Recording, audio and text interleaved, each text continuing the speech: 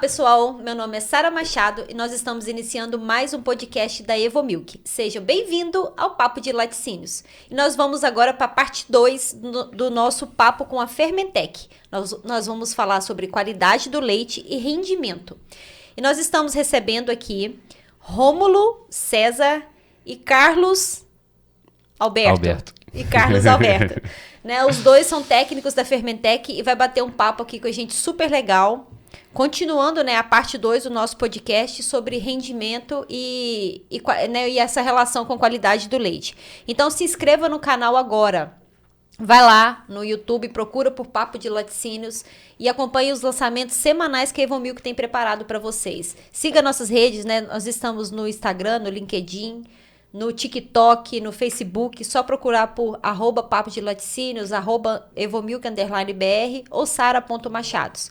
E nós estamos também no Spotify. Você pode seguir lá e acompanhar os nossos episódios pelo Spotify. Meninos, sejam bem-vindos ao Papo de Laticínios. Muito obrigada pela disposição, né? O horário de almoço aí, todo mundo já com fome, querendo me matar, mas nós vamos aqui firmes gravar um papo super legal e mostrar para esse pessoal aí de laticínios que tem solução, né? Rômulo, muito obrigado pela sua participação. Muito obrigado pelo seu tempo. E seja bem-vindo de novo aqui no Papo de Laticínios. Olá, Sara, tudo jóia? Eu que agradeço mais uma vez, né? Obrigado aí pelo convite, para a gente continuarmos, né, o nosso segundo tempo, vamos colocar assim. Um prazer enorme estar aqui.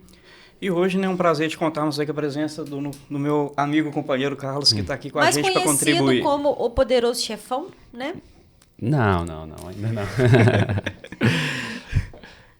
Ô, Carlos, e seja bem-vindo, muito obrigada pela sua participação. E conta pro pessoal um pouco da sua jornada no leite. Bom, primeiramente, bom dia a todos, né? É um prazer estar com você, Sara, Rômulo, e todos os amigos aí que nos acompanham. Eu vim da Cândido Tostes, né, de Juiz de Fora, trabalho no leite já há alguns anos, maior parte do tempo com o processamento UHT.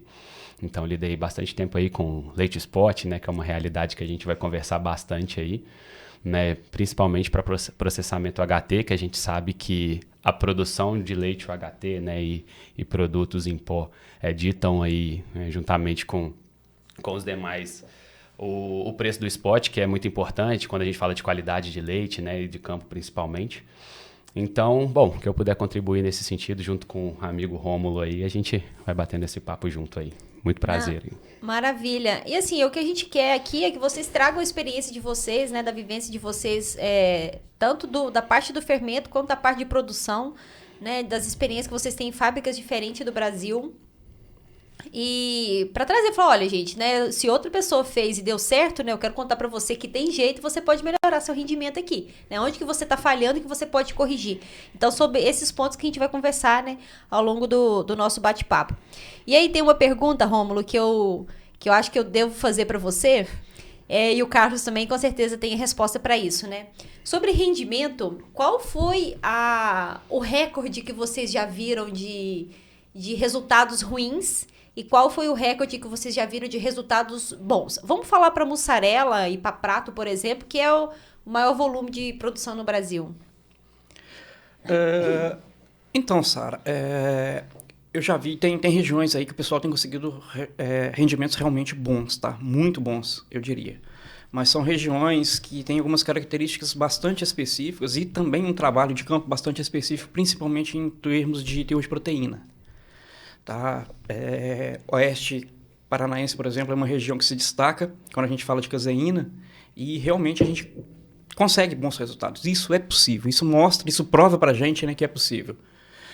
Vou dar um exemplo para você, que é rotineiro em algumas regiões. Teor de proteína total 3,4%, que vai dar aí um teor de caseína de 2,7%. Tá? Padronizando o leite com 3 de gordura, isso dá um rendimento aí de 8,7%, 8,8%. Rotineiramente, tá? Existe, é possível, isso com a mussarela aí que eu tô falando, uma mussarela aí de alta umidade, tá? 48, 49, alguns casos chegando até 50%. A famosa mussarela de giro rápido, né? Sim. Isso é possível, existe cada dia mais comum, tá? Nas fábricas e é uma realidade. Tá? E todo mundo está buscando isso, né? Obviamente, devido à competitividade mesmo. E Por outro lado, a gente ainda tem algumas situações assim, a gente vê rendimentos ruins, né? Rendimento assim de 11, 10,5, 11, ainda tem muito em determinadas regiões mais, principalmente... Deixa eu só fazer um comentário aqui, porque eu já escutei alguém falando comigo assim, esse aqui eu tive 16. Não, aí é parmesão. Não, era mussarela. Não, mussarela? Não, nesse nível eu nunca vi, tá? Então, Não é comum, né? né? Eu vi o recorde, então. Ele mediu pelo menos a crioscopia do leite? Não, eu não sei. Não é comum, né? Sim, não sim. Tá. Veja bem, rendimento de 10,5 a 11, quando eu falo rendimento ruim, rotineiramente. Sim, Um rendimento de 15, 16, assim, não, isso aí é uma exceção muito grande, algum problema seríssimo teve. Foi alguma coisa pontual, né? Sim, sim. Ninguém fabrica mussarela com 16 o tempo todo, né? Impossível. Sim, sim. Mas tem fábricas que fabricam mussarela o tempo todo com 10,5, 11. Então tem uma oportunidade de melhoria grande. 10,5 é muito, assim, é bem comum, né? A gente Muito escuta comum. bastante, né? Muito. A gente não escuta, né? A gente sabe. Que Sim. ninguém fala, né? Exatamente. Sim. 11, um pouco menos, mas tem. Tá? Eu vejo da seguinte forma, rendimento para mussarela hoje acima de 10, rendimento econômico, né? 10 litros por quilo, já é muito complicado de se trabalhar, né? A conta não fecha, né? Resumindo, é isso. A não ser que tenha um mercado consumidor muito específico de algum determinado produto, não, só serve esse tipo de produto. A gente sabe que tem alguns casos, assim, poucos, né, específicos, tá? Uma determinada rede que só compra aquele determinado tipo de queijo para uma aplicação específica. Tá? Nesse caso, ok, eu enxergo como possível, né? Mas rotineiramente para colocar no mercado, a conta não fecha, né, Sara? A realidade é essa, né? A gente tem uma questão muito importante que é a qualidade do leite, né? Teor de proteína e sólidos, né? Que vai refletir diretamente no nosso rendimento, né?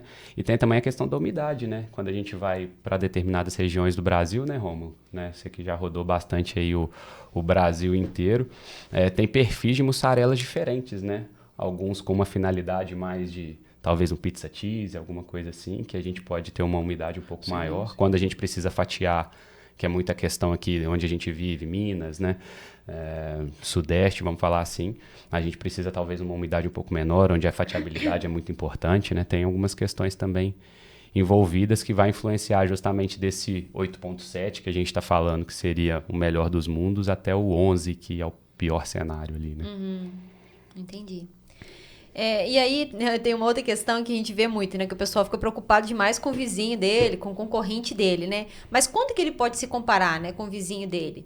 Ele, assim, quais são as partes do processo, por exemplo, que ele não pode falhar para ele poder falar assim, o meu vizinho falou que tá fazendo com 8.9 ou com 9, né? E o meu tá dando 11. Né? Quanto que ele pode se comparar? Se às vezes ele não... Né? Quais são os detalhes? Igual você citou no outro episódio que nós gravamos, né? Que os 3 pontos que você considera é qualidade do leite, o queijo, né? Igual vocês falaram da umidade, do tipo de queijo e o processo, né? Quando que ele tem que medir, o que ele tem que medir para ele falar assim, agora sim eu posso, né, comparar com o meu vizinho, tanto às vezes de capacidade de pagamento do leite, ou de rendimento do queijo, ou de preço que eu estou vendendo o meu queijo. Porque existe muito isso dessa forçação de barra, né, que tem ali na hora de vender a commodity, né? Falou, olha, eu quero vender o meu a 30, mas tem alguém no mercado colocando a 29,50 e eu sou obrigada a colocar 29,50 porque ele está colocando. E eu não sei se eu posso colocar, né? Porque eu não medi, né? Sim. Então, essa comparativa, essas comparações, né, Sara, muitas vezes elas são até injustas, né? Porque cada fábrica, cada empresa tem a sua realidade, né? O leite, obviamente, não é igual de uma empresa para outra. Tá? O processo, né? Equipamentos, mão de obra, queijeiro e o mercado consumidor também, tá? Então, tipo assim... Não dá para comparar totalmente. Obviamente, quando tem situações próximas, muito próximas, dá para a gente, digamos assim, pelo menos ter uma ideia, mas comparar 100% é difícil, tá? Muitas vezes, uma determinada fábrica, ela não tem uma eficiência grande em termos de eficiência geral, que não permite ela fazer determinados, por exemplo, eu tenho uma mussarela 32, eu preciso vender 29. Tem empresas que conseguem e outras não. tá? O soro, hoje, por exemplo, muita gente concentra o soro, esse soro aí, ele tem que entrar no cálculo, né? Teor de gordura, essa venda de creme, esse aproveitamento de creme para fabricar uma manteiga, fabricar um requeijão. Tudo isso tem que ser levado em conta. Fábricas, por exemplo, que fabricam só mussarela. Tem muitas, né? Principalmente em algumas regiões, né, Carlos? Regiões do país. Tem muitas que só trabalham com mussarela, tá? E aí tem o soro e tem o creme que sobra do desnate do soro e sobra da padronização. E muitas vezes o que faz a conta fechar, na maioria das vezes, é esse creme e esse soro. Tudo isso tem que ser contabilizado, né? Então tem empresas que têm capacidade, inclusive de infraestrutura, para aproveitar melhor todos esses recursos e outras não. Tá? Então não é simplesmente comparar preço de preço, né? Ah, não, 29, 29, 30, 31. Então, essa comparação, sendo bem sincero, eu não gosto muito não. Eu acho que muitas vezes não é o caminho, né? Eu concordo plenamente e acredito também que essa comparação deveria ser feita em iguais condições, né? A gente está falando de muitas vezes fábricas que não têm a capacidade de medir com exatidão, né? A gente fala muito hoje de dados, né? De informações precisas, mas muitas vezes a gente vê uma fábrica que às vezes não tem um medidor de vazão confiável ou muitas vezes nem tem esse tipo de equipamento, né? O caminhão chega, não tem uma balança de pesagem. Então a gente, quando vai partindo para as particularidades, né? Até forma de registro desses dados, a gente acaba ficando comprometido. Então a gente sabe, né, que numa pesagem final dos queijos, se é por balança, tem gente que só conta as peças e multiplica. Minha peça é 3.700, né, 3.750, deu 100 peças, faz uma multiplicação simples e meu rendimento deu 9.2. Ó, tô lindo, né? Tô bem. E a gente sabe que não é muito bem assim, né? Às vezes a queijomate não mede exata, não tem uma medição exata, a pesagem não é precisa ou muitas vezes nem pesa. Então tem uma série de condições que atrapalham, né, essa comparação. Às vezes, se a fábrica vai perpetuar aquele dado, aquela medição para frente e compara com si mesmo, ele vai carregando o erro para frente, né? E aquilo vai pelo menos fazendo um sentido. Mas quando você compara com fábricas, eu acho que fica bem complicado mesmo essa comparação. Entendi. E aí tem uma pergunta que acho que é muito importante para vocês, né? O fermento, ele corrige todas as falhas de processo? O fermento faz milagre? É como o cara ele respirando. Beber uma água. Deixa eu beber uma água aqui. Traz uma cachaça agora, por favor. Mas é isso, porque a gente falou, né, no outro episódio, a gente falou bastante de vários problemas, né, Rômulo? Citou bastante coisas de processo, da qualidade do leite, né? Focamos muito na qualidade do leite. E eu acho que as pessoas ficam esperando muito um milagre. E o Rômulo falou sobre esses 3 pontos, que é o tipo de queijo que você quer fazer, a qualidade do leite e o processo. E existe a qualidade do leite que vai chegar lá, que não tem jeito mais mesmo, né? O fermento vai fazer milagre nesse leite e vai fazer milagre no processo? Vai corrigir o queijeiro, o equipamento? Quem dera, né? Então, na verdade, o milagre ele não existe, né? Ele não existe. Uma má fermentação, ela, sim, obviamente, ela vai te criar um problema, né? Uma boa fermentação, ela pode mitigar um pouco determinados problemas, tá? Mas, sem dúvida, corrigir 100%, não, né? Por exemplo, um leite de qualidade microbiológica elevado. A gente sabe que pós-pasteurização ainda sobra uma carga mais alta. Se eu utilizar um fermento de baixa atividade, a minha probabilidade de ter problema é maior. Se eu utilizar um fermento altamente ativo, tá? Digamos assim, eu vou mitigar. Durante a competição ali microbiológica, digamos assim, o fermento vai ganhar, devido à alta atividade. Tá? O fermento corrigiu o problema? Não, não é isso. Tá? Mas devido às características do fermento, é que o problema foi menor. Okay? Isso é bom a gente deixar assim, bem claro, né? Porque realmente muita gente espera um milagre, né? Isso também acontece com coagulante, acontece com os ingredientes de um modo geral. Não, depois eu coloco ali e eu corrijo. Não. É importante as pessoas entenderem a característica do fermento que está utilizando. Conhecer o fermento que está utilizando, né? Para aplicar em determinadas situações ou não. Tá? Um exemplo clássico aí, mussarela, né? Que é a nossa grande commodity. A gente roda e volta na mussarela, né? Se eu utilizar em determinados leites um fermento mais lento, eu vou ter problema. em determinados leites. Tá? Se eu utilizar um fermento de uma velocidade maior, devido à curva ser... A velocidade mesmo de fermentação, não dá nem tempo do problema surgir. Tá? O fermento resolveu? Não, o problema existia, ele ainda existe, só que o problema, digamos assim, ele não se manifestou de uma forma tão forte, né? Uhum. Isso acontece o tempo todo, mas não é o salvador da pátria nunca, né? Por exemplo, um leite velho lá no campo, proteína toda degradada. Eu posso colocar o melhor fermento do mundo. Proteína degradada, ela não volta mais, né? Peptídeo, depois que foi quebrado em aminoácidos, não volta mais, não tem como, né? Isso é impossível. Então, determinados milagres não existem. Acho que o primeiro milagre não acontece na qualidade do leite, o segundo milagre é na mão ali de quem está fazendo, né, no queijeiro e nos equipamentos, né? O milagre passa a ser um trabalho bem feito, né? Assim. Pois é, e é isso, né? Um trabalho bem feito, uma matéria-prima boa. Né? O que você tem? Eu preciso de ter isso. Fazendo um comparativo, né, a gente vem de uma pandemia onde o álcool gel, né, teve em evidência aí, mas o álcool gel ele não substitui a lavagem das mãos, né, a limpeza das mãos, ele é um complemento, né, ele potencializa uma higienização ali. E o fermento, né, os ingredientes de qualidade fazem da mesma forma. A gente tem uma linha de bioproteção fenomenal, muito boa, mas não quer dizer que se sua pasteurização não for eficiente, se seu processo não for limpo, ela vai evitar que seu produto mofe ou seu produto deteriore antes do final do shelf life, né? A gente precisa trabalhar, precisa dessa segurança, mas justamente para potencializar o trabalho já feito anteriormente, né? Para ter uma boa fermentação, como o Rômulo disse, né? A questão da bioproteção, né? A questão da coagulação, se a gente for partir para uma questão de coagulante, né? Que você tem uma boa coagulação, né? Aproveite da melhor forma possível as proteínas e seus sólidos, né? Então é um baita de um trabalho, eu acredito que não vai existir milagre mesmo. Não, pois é. E aí, antes da gente ir para as perguntas técnicas, que acho que o Carlos vai expressar bastante, né, os conhecimentos dele, ensinar bastante. Pessoal, gente, faz assim que vai dar certo e o milagre vai acontecer. Né? Me siga para mais dicas. Arrasta para mais dicas. Arrasta para cima. Arrasta para cima.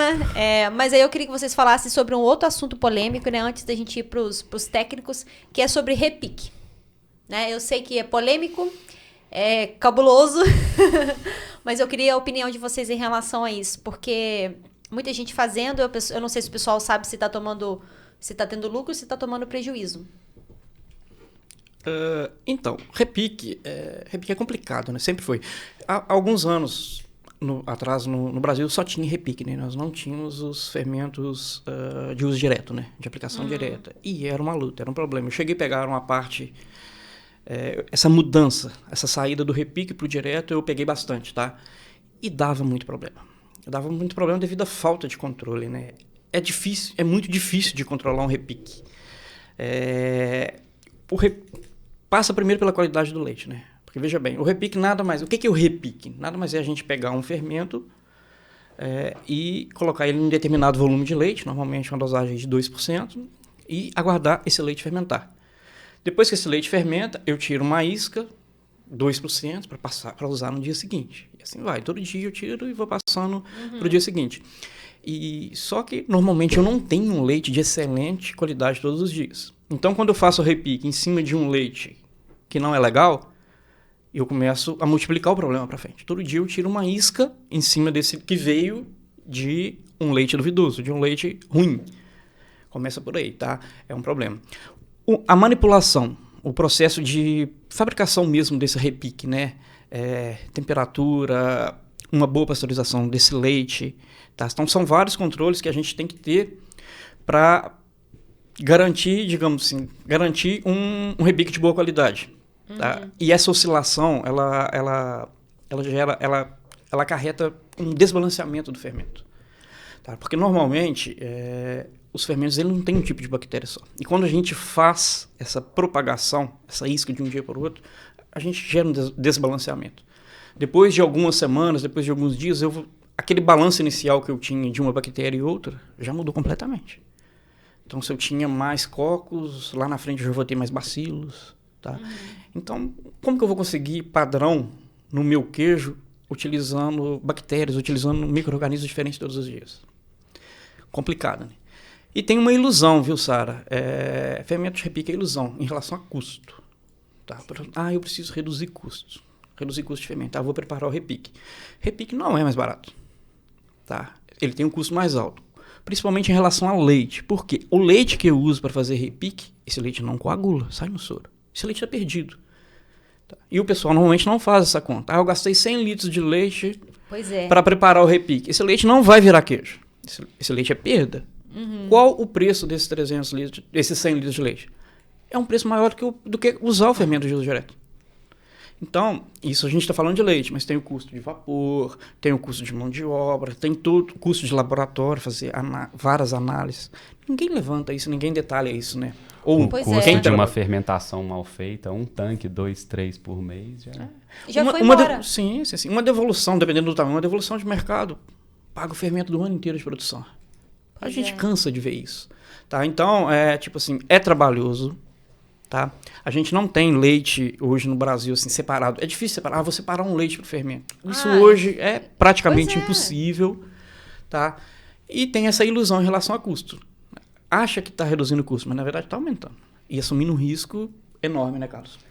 Exatamente. Hoje a função principal de um gestor de fábrica, né, é eliminar a variável do processo, né? Então, quando você trabalha com fermento repicado, né, você vai ter uma mão de obra ali, né, você trabalha com sistema, a Evomilk é um sistema. Então, hoje a gente sistematiza tudo com a ideia de tirar o erro humano, né, ou minimizar, né, a necessidade de uma pessoa ir e medir, né, e registrar aquilo na mão.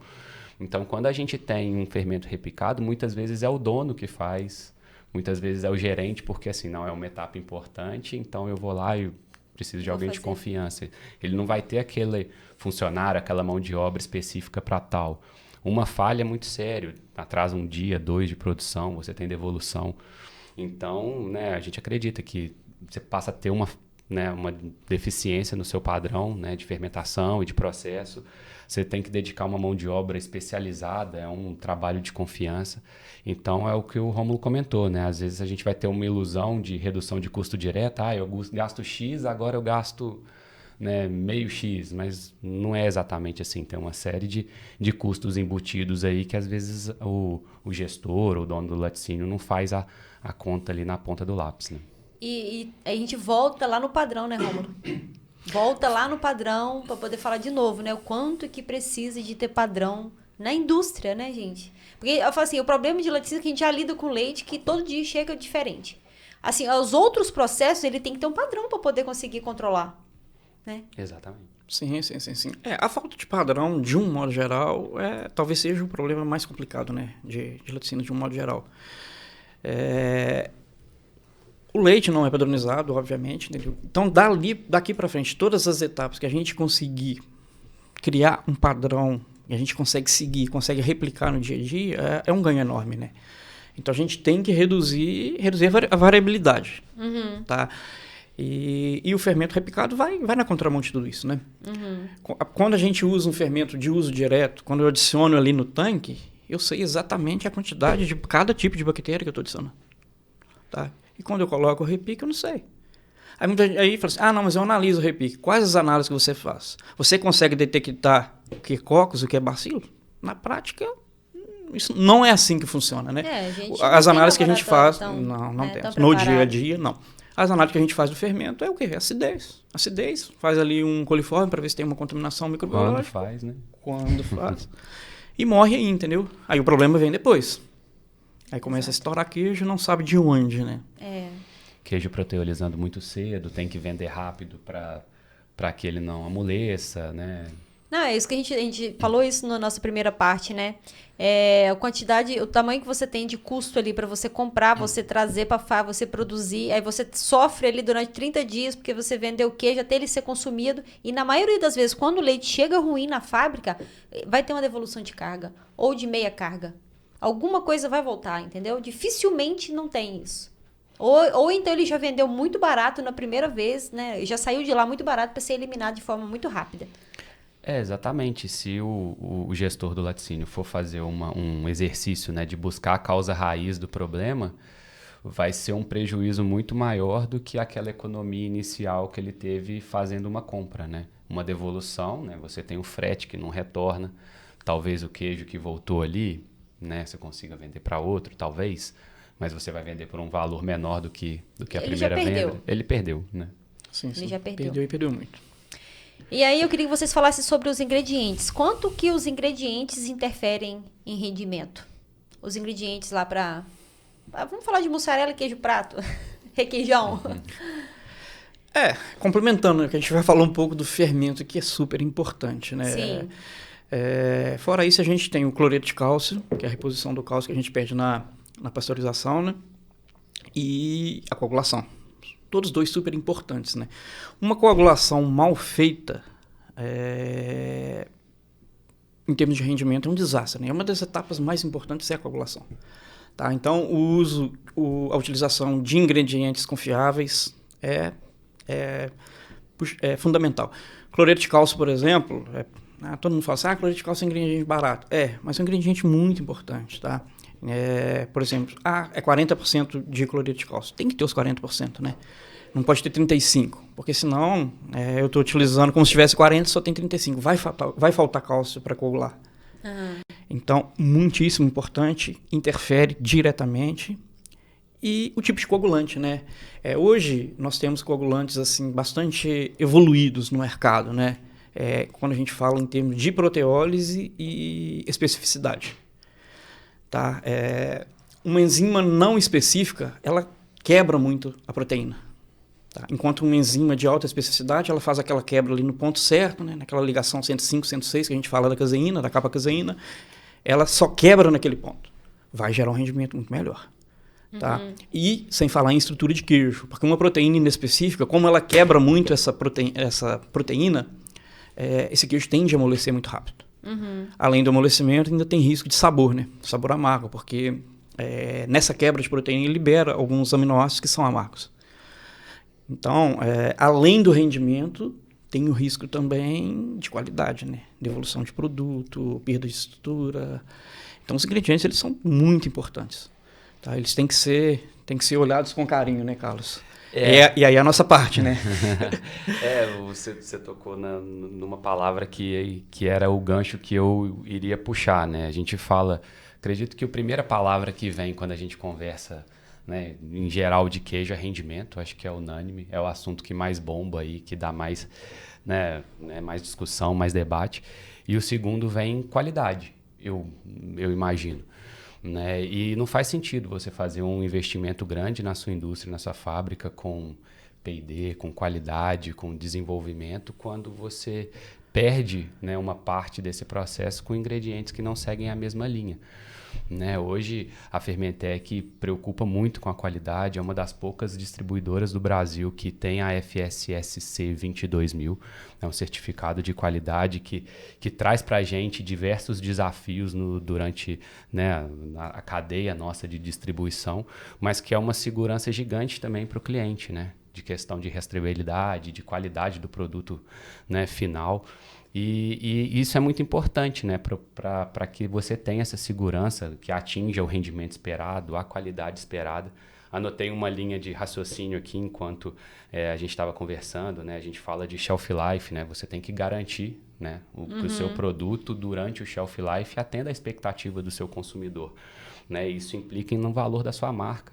Ninguém gosta de comprar um queijo que no meio do shelf life está amargo, está mole, não cumpre. Né? Isso falando de queijo, mas, né, de creme de Qualquer leite, produto, né? de requeijão, né? Estufamento. Então, a gente trabalha tanto com a qualidade para a produção quanto as prevenções. Né? A gente tem uma série de fermentos, quando a gente fala de clean label, né, que traz essa segurança também para os fabricantes. Então, é bem complexo. Né? Acredito que não é uma... É bem extenso aí esse debate. Dá pra gente falar só sobre isso muito tempo, né? E aí eu queria que vocês citassem também quais boas práticas, né, devem ser observadas durante o processo, né? O que falha ali que o gestor deve observar, né, de boa prática que fala, olha, isso aqui eu não posso deixar passar de jeito nenhum. Quando a gente fala de boas práticas, minha visão, eu acho que são todas, né? Porque boas práticas são pré-requisitos, né, Sara? Então, as boas práticas, elas são pré-requisitos do HCCP, o HCCP tem um pré-requisito da FSSC, que o Carlos citou muito bem, que a gente lá na Fementec, a gente tem essa norma, né? Então, pensando em indústria, quando a gente não segue as boas práticas, de um modo geral, vai dar pau, né? Vai ter problema. Tá? Obviamente, umas são mais importantes, outras menos, né? A parte de higienização, por exemplo, é complicadíssima desde a ordenha, desde lá no campo, né? Que é uma parte hoje muito deficiente, né? CIP de caminhão. CIP de caminhão, por exemplo, mangueira, aquela mangueira de carregar e descarregar o mangote, carregar e descarregar caminhão, aquele material, aquilo não é cipado, aquilo não aguenta CIP. Exato. O que a gente vê? O pessoal passa ali uma solução alcalina, temperatura de 50 graus, nem circula, só empurra para frente. Tá, só empurra o leite que estava lá para frente, só isso. Exatamente. E depois faz um enxágue com água ali e boa, né? Então, a gente tem exemplos de empresas que investiram em CIP de caminhão, foi um investimento um pouco mais alto, mas o resultado foi fantástico. A CBT foi lá embaixo de imediato, né? Então, isso dá resultado. Então, é um ponto muito crítico, tá? Higienização de um modo geral, CIP de pasteurizador.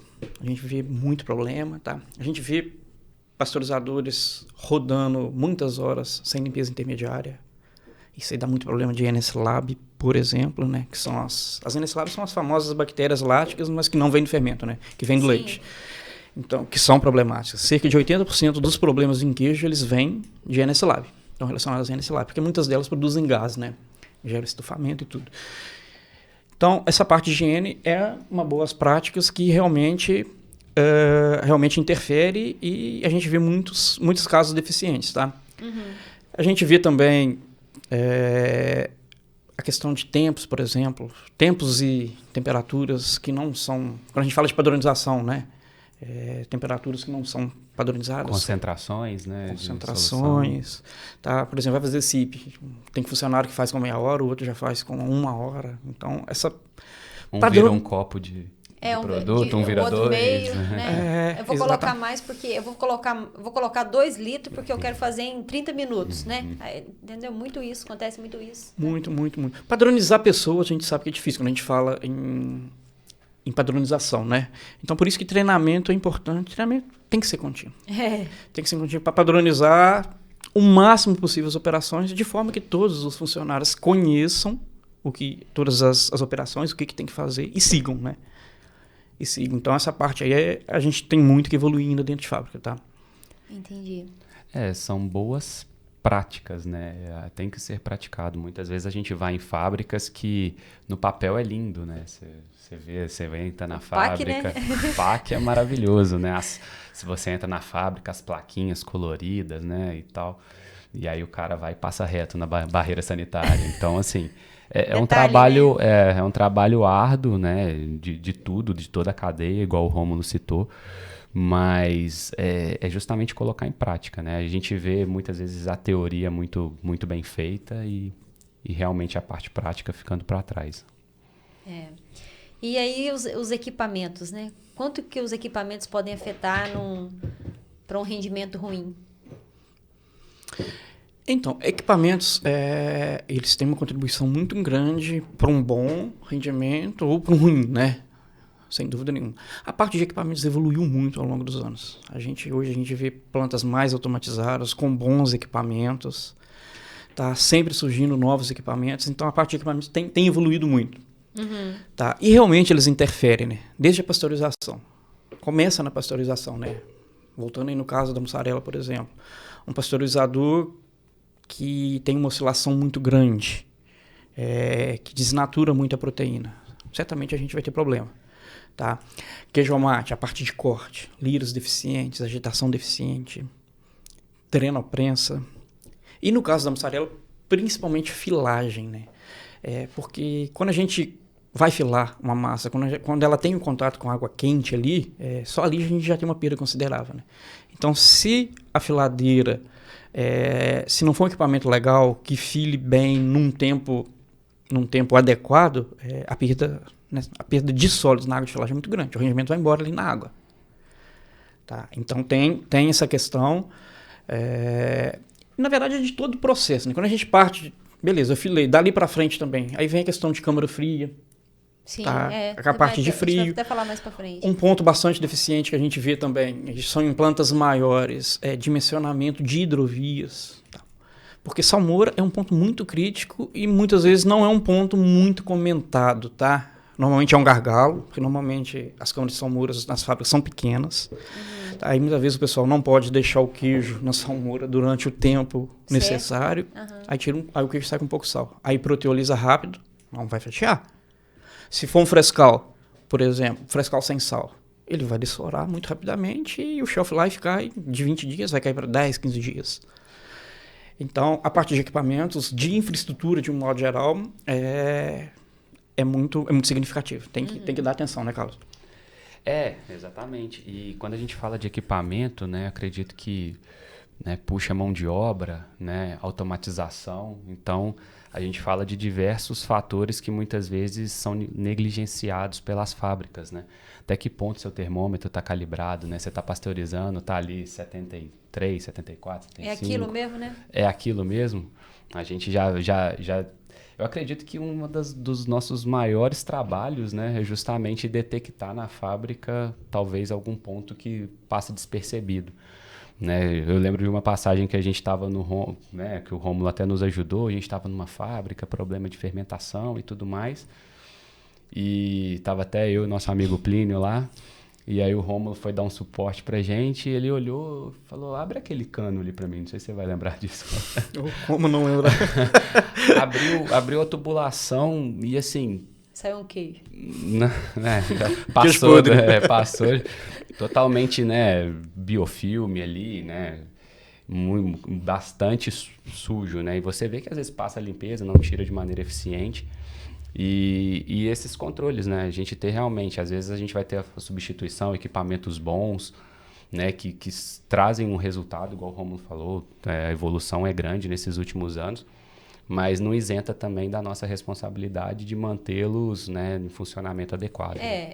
Aí eu digo, né, que o funcionamento ali, a calibração, a execução correta do equipamento e a higienização, ele não vai fazer sozinho, né? Tem que ter alguém ali para poder você tem um equipamento, né, que dosa a soda sozinho. Ok, legal, mas você pegou lá a soda para ver se realmente está na concentração de 2,5%? Tá medindo a temperatura de pasteurização de 73, 74, é isso mesmo? Seu retorno do pasteurizador está funcionando, né? Automatizado. Antes tinha aquele gráfico de disco, né? A gente ficava acompanhando por ali, mas hoje é tudo, né, via sistema. Grande parte, alguns não, né? Mas a automatização está cada vez mais frequente, mas não isenta também a responsabilidade, né, do laticínio em conferir, em calibrar, em manter isso em pleno funcionamento. Né? Exatamente. E aí, outro, né, ainda falando de rendimento, mas tem um outro detalhe que eu queria que vocês comentassem, porque a gente só fica falando de rendimento, né, dos prejuízos e tal. Só que tem a questão dos defeitos, né, de fabricação, das reclamações e das devoluções.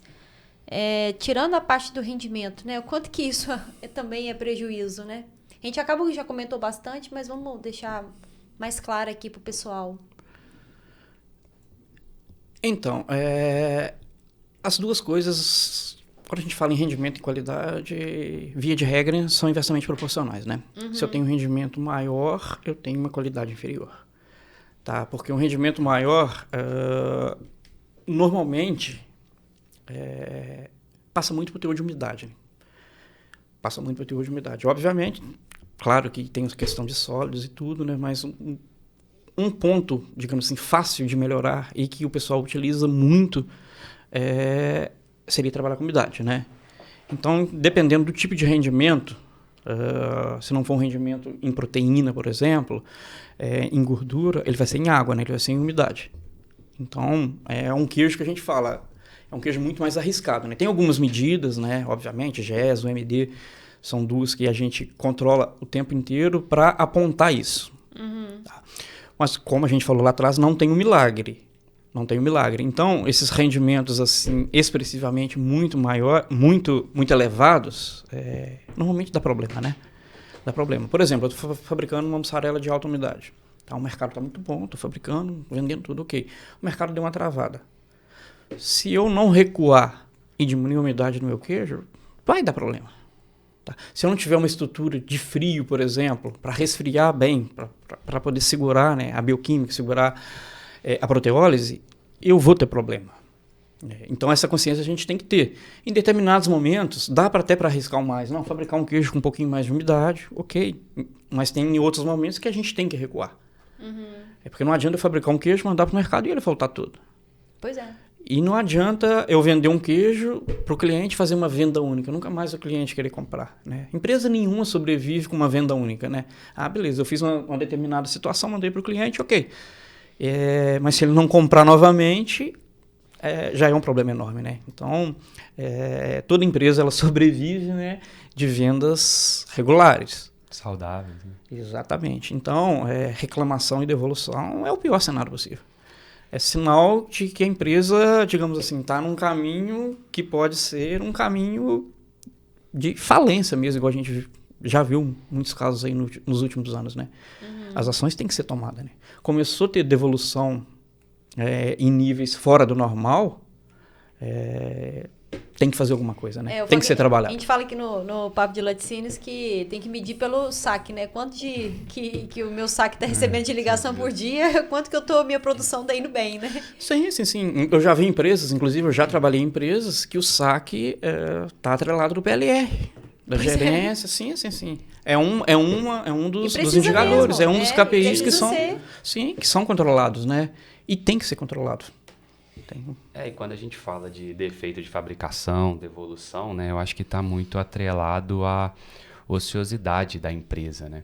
Hoje, laticínios não tem ociosidade. O cara tem um laticínio para 15, 20 mil e dificilmente você vê o cara produzindo 10, né? Ele vai produzir 25, 30, 40, 50, né? A gente já sabe casos até extremos aí.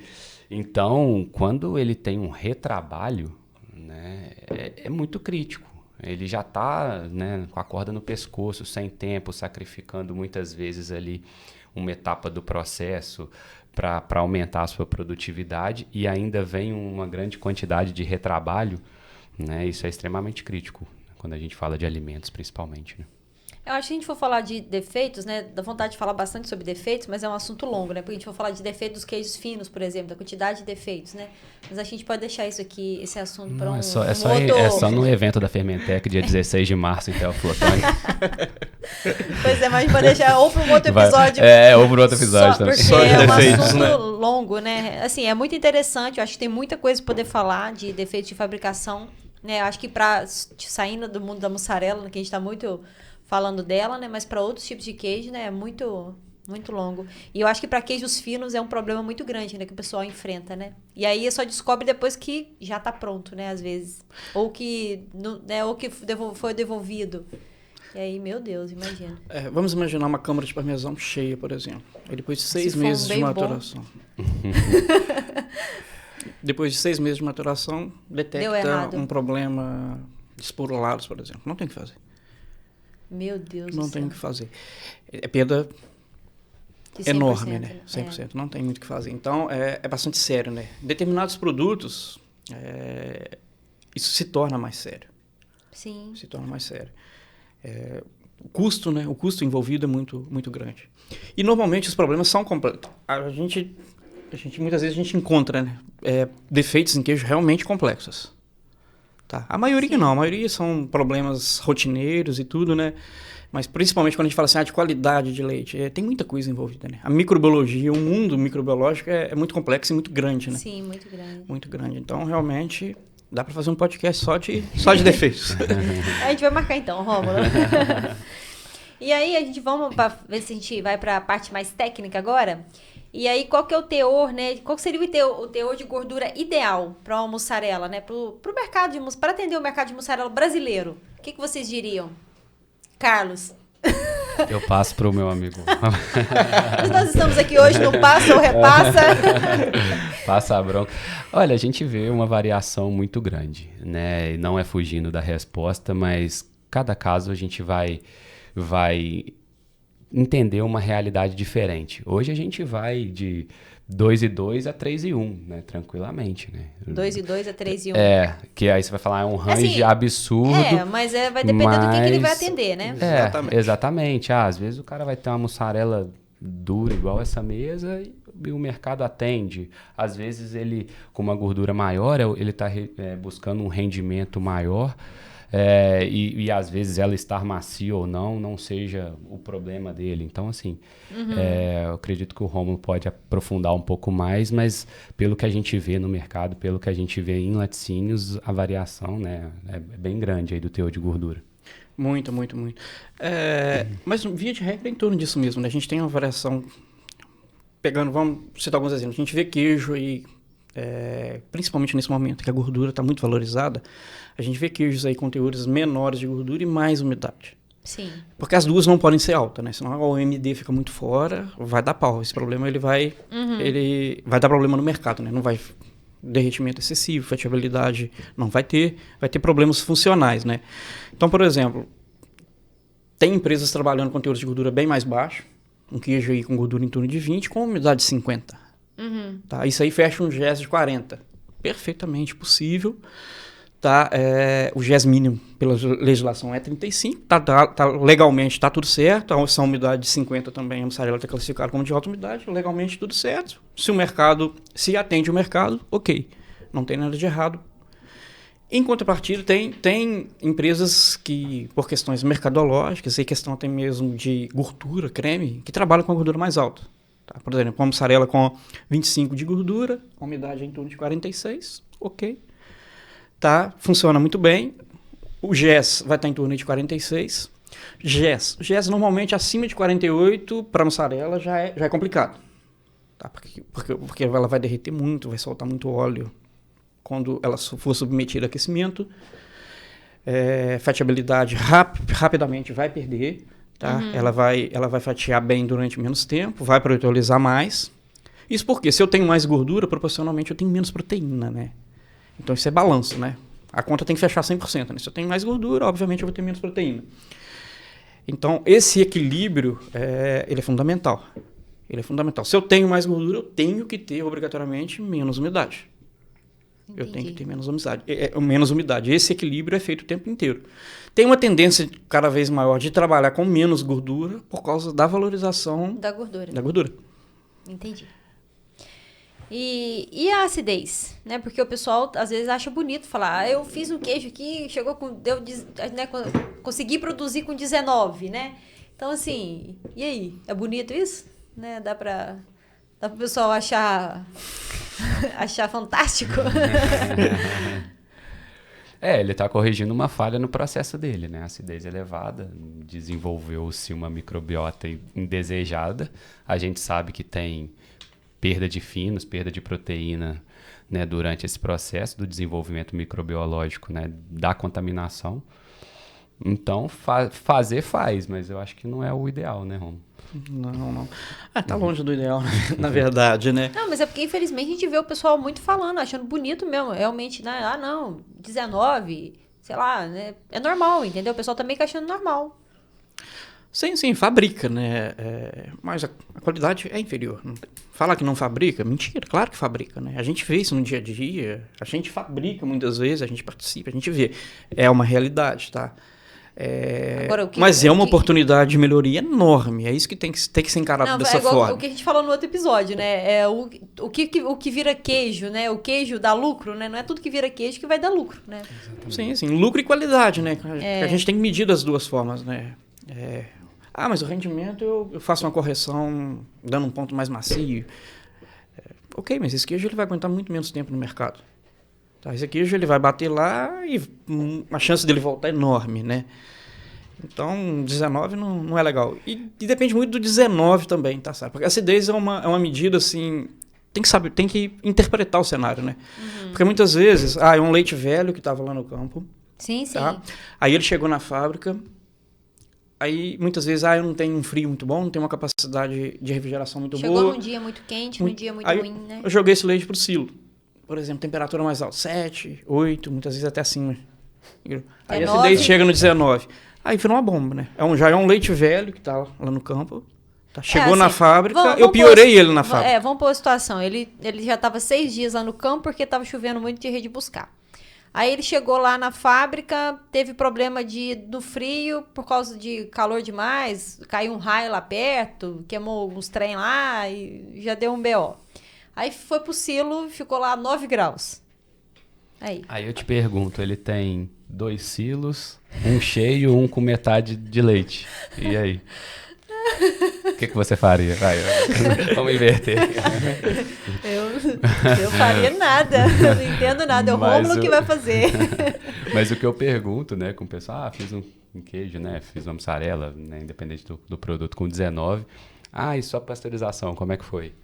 Não pasteurizei, não. Pois é, assim, eu geralmente respondo com uma pergunta, né, porque assim, o próprio cara já vai saber que ele teve que fazer um desvio no processo dele, quando a gente fala de padronização, que é toda essa conversa que a gente, né, vem tendo aí. Ele furou o processo, né? Ele abriu uma brecha para vários tipos de problema, né? Exato. As exceções, elas existem, né? Igual o caso. Chegou, não tem espaço no silo, o que eu posso fazer? Nesse tipo de situação, obviamente, né? A gente não vai perder, não dá para jogar leite fora. Determinadas ações, elas não podem ser feitas, né? Mas o que eu vejo, que eu não gosto muito, muitas pessoas misturam. Falam assim, eu vou misturar esse leite no leite bom e tudo ok. Não, aí você piora o leite. Você piora o leite bom. Esse é um ponto. Se a gente tem um determinado problema, se a gente concentrar esse problema em 1, 2 lotes, é mais fácil da gente controlar, né? A gente já sabe que esse 1, 2 lotes que ele vai me dar prejuízo. A gente já sabe que esse queijo tem uma qualidade inferior. Tá? Eu já vou negociar ele comercialmente de uma forma diferente. Tá? Então, tem que ser tratado como diferente. Tem que ser tratado como uma anormalidade. Né? Isso não pode fazer parte do dia a dia, não pode fazer parte, digamos assim, do processo normal. Tá? Tem que ser tratado como exceção. Né? Porque senão, tudo vira regra. Né? Imagina, chegou um caminhão com 10 mil litros de leite, eu jogo ele em cima de um silo de 100. Eu tinha um problema de 10, virou um problema de 110. Já dizia o Alberto Munk, né? Um ruim com bom não vira um mais ou menos, né? Não, vira um ruim. Né? Exatamente. O pior é que é mesmo. Não tem jeito não vira não. Deixa eu ver o que é o próximo aqui. A gente até falou, né, mais cedo sobre coletar leite, né? Vocês até, não sei se a gente falou disso no episódio, se a gente falou isso nas nossas conversas aleatórias aí, falando como é que é os padrões de coleta de leite, né? Quais são as análises que faz na hora de coletar, às vezes lá no ponto de coleta. Porque hoje a maioria aqui faz alizarol, né? Só o alizarol, e alguns laticínios fazem os antibióticos, né? Lá no ponto de coleta, mas a grande maioria não faz. E a grande maioria não faz nem o alizarol. E aí, assim, é só passar, o leite só tem que passar no alizarol também, já tá bom? Porque, às vezes, o único teste que o leite passa em laticínios é o alizarol. Né? Ele só faz o alizarol lá no tanque, o caminhoneiro faz com a interpretação dele, às vezes sem empírico, né? sem nenhum treinamento, e a única coisa, passou, mandou pra dentro e pronto, chegou lá, vai pra produção, né? Às vezes até faz análise no laboratório, mas não passa por uma análise, né? Só faz os testes e registra. Sim. E o alizarol, isso acontece, tá? É realidade, sem dúvida nenhuma, né, Carlos? Mas o alizarol é uma... Na verdade, o alizarol ele só mede a estabilidade térmica, né? Só isso. Se esse leite se essa proteína tem uma estabilidade para passar no pasteurizador ou não. Tá? Quando a gente parte para parte, aí dá-se uma ideia. E aí ele falou assim, eu cortou só um pouquinho. Bem fininho, né? Bem fininho. E aí, na maioria das vezes, é um alizarol 72 ou menos. Porque, de repente, o alizarol já está rodando no caminhão há muito tempo e já foi perdendo. O 72 já virou 68. Tava quase acabando. Tava acabando para render. Ele falou assim, tá quase acabando, vou colocar uma aguinha aqui para render, que eu não quero parar no laticínio hoje, não vou esperar, né? Exatamente. Então, é uma medida usada e... É até importante, não tô desmerecendo a análise, importante sim, mas a interpretação do alizarol que eu vejo como um grande problema, né? Será se o carreteiro, nada contra, mas será se o carreteiro tem a capacitação de interpretar bem aquela análise, onde esse leite vai ser utilizado? Eu acho que passa muito por aí também. Porque não é só o alizarol ser bom ou ruim. Tem muito mais por trás de um alizarol ruim, tem muita coisa, né? Tem muito problema ali escondido que vai se manifestar lá na frente, né? Pois é. Então, essa Eu consciência, as empresas e o próprio carreteiro tem que ter. eu acho assim, é a responsabilidade da empresa, né? Sim. Eu acho assim, é uma responsabilidade muito grande entregue numa mão de uma pessoa que às vezes não recebeu um treinamento, né? E aí, acho que banaliza um pouco aquele processo ali e leva um problema muito grande para dentro de casa, né? Às vezes já podia ter filtrado isso lá. A própria coleta de amostra no campo, ela não é muito simples, né? Então, por exemplo, chegou É tratada como simples, né? Sim, mas não é, né? Exato. A gente sabe, a própria forma de coletar a amostra. Como que o carreteiro coletou essa amostra, o tanque estava parado, não estava desligado, não estava. Que temperatura. Temperatura. Se ele realmente coletou todas, né? Não pegou uma só e... Como é que foi a higienização dele, dos equipamentos, dele. Porque é um desafio mesmo. O camarada às vezes chega no lugar e ele, às vezes, o caminhão dele não tem suporte ali para levar água, né? Não tem os equipamentos. E chega lá no tanque, o lugar também, o ponto de coleta também não tem, né? Às vezes ele realmente não tem solução. O que ele faz? Ele usa sujo, né? Então, é falta de estrutura. E é a realidade, né? Infelizmente, é isso. Ou ele usa uma água que às vezes era melhor ter usado sujo do que ter usado aquela água. Exatamente. Né? Exatamente. A água A água é um grande problema que nós temos, né? Sim. E, bom, eu acredito que o dono de laticínio ele tem que se enxergar, né? E ele realmente é um empresário, né? E o dinheiro dele está ali, né? O lucro, o prejuízo dele passa muito por ali, que é a qualidade do leite que ele coleta no campo.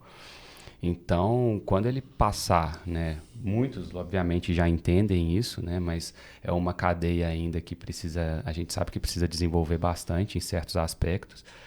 Quando ele perceber isso, acredito que o conjunto de análises vai cada vez ser maior, né, porque a gente sabe que antibiótico em fábrica é descarte, a gente sabe disso, né, e à medida que as regras, né, forem cumpridas, né, realmente, e tudo seguir o fluxo que se deve, ele vai entender que ele não vai poder coletar aquele leite. Como que você sabe se tem antibiótico ou não? Né? É um teste, a gente sabe que não é barato, não é simples, mas é importante de ser feito, assim como o alizarol, assim como outros, né, que a gente vê por aí. Sim. E aí, sobre o controle de fermentação e o fermento, o que vocês me dizem? O fermento é o principal. Muito importante, né? A gente falou como fazer uma pergunta pro pessoal de fermento, né? Sem clubismo, sem puxar sarro. A gente falou um pouco de fermento lá atrás, na parte de ingredientes, mas o fermento ele tem um papel importantíssimo, né? Em todos os tipos de queijos. Obviamente, tem alguns queijos que não vai fermento, né? Mas não vai fermento acidificante. Uhum. Mas é indicado um fermento bioprotetor. Por exemplo, o queijo de coalho, o queijo frescal, né? Que são fermentações que não produzem ácido, mas produzem bacteriocinas que fazem o controle microbiológico, né? Realmente são muito importantes, tá? Uma má fermentação, isso eu volto a repetir, eu falei um pouco no nosso primeiro episódio. Uma má fermentação é um desastre, né? É um desastre. Por exemplo, agora, em um parmesão, por exemplo, com pH alto, a gente vai ter problema. A gente vai ter estufamento, a gente vai ter desenvolvimento de esporulados. Uhum. Tá? Na linha dos commodities, aí, voltando na mussarela, uma curva de fermentação lenta na mussarela, a gente vai perder em rendimento. Uma pergunta que a gente sempre ouve é em relação a fermento mussarela. Qual que é o rendimento que o seu fermento vai entregar? Na verdade, fermento não dá rendimento, né? Fermento não é sólido, tá? Mas uma fermentação, mas dependendo da característica da fermentação, vai gerar um maior ou um menor rendimento. Uhum. Uma fermentação mais lenta, por exemplo, essa massa ela vai secar mais, né? A gente vai perder umidade, o rendimento o rendimento econômico vai ser menor. Tá? Enquanto isso, se eu tiver uma fermentação mais rápida, obviamente o rendimento tende a ser melhor, mas a umidade também vai ser mais alta. Uhum. Então, uma análise que normalmente a gente vê pouca é a umidade ajustada, né? Então, por exemplo, o meu padrão de umidade é 48. Tá? Eu tive uma umidade de 46. Quando eu faço a umidade ajustada, é uma análise mais realista, né? E aí, em cima do desvio dos resultados dessa umidade ajustada, a gente faz o plano de ação. Então, tipo assim, não é que dá mais ou menos rendimento, é isso que eu queria dizer. Entendi. É a forma de até de entender o tipo de fermentação, onde eu preciso de uma fermentação mais rápida, onde eu preciso de uma fermentação mais lenta, o tipo de fermentação, o tipo de bactérias que eu vou utilizar, se é mesofílica, se é termofílica, dependendo do tipo de produto. Tá? Isso tudo tem que ser bem interpretado para que a gente não faça uma fermentação deficiente. Entendi. E temperatura? Qual que é a temperatura ideal para filar uma massa? Então, a temperatura tem uma influência enorme, tá? A temperatura de saída ali na filadeira. A gente fala quando a massa sai e cai ali na forma, na saída ali do canhão. Essa temperatura normalmente é de 57 a 60. Tá? Temperaturas muito baixas é um problema, porque a massa ela não solda bem, tá? Eu vou ter problemas de fechamento. A mussarela, ela não vai fechar bem, e quando for fatiar, essa fatia quebra. É, quando ela fica quebradiça. Quando ela fica quebradiça. Uma das possíveis causas é essa filagem na temperatura mais baixa, que ela não soldou, ela não fechou. Acima de 60, aí tem uma questão de objetivo. Acima de 60, quanto mais acima de 60 eu passar, maior vai ser a minha umidade do queijo, porque a massa ela fica muito macia e absorve um pouco da água de filagem. Tá? Então, muita gente ajusta assim, entre aspas, melhora o rendimento ali. Tem gente que fila mussarela com 63, 65 para dar mais rendimento. E dá. Isso é uma realidade. Mas é um rendimento em umidade, é água. É um rendimento perigoso. E, além disso, acima de 60 eu tenho uma desnaturação proteica muito grande. Então, além de eu ter mais água, a minha proteína foi mais degradada. Então, essa mussarela tende a ficar mole muito rápido. Muito, muito rápida mesmo. E aí, dependendo do tamanho da peça, uma peça de 4 quilos, por exemplo, que é uma peça muito grande.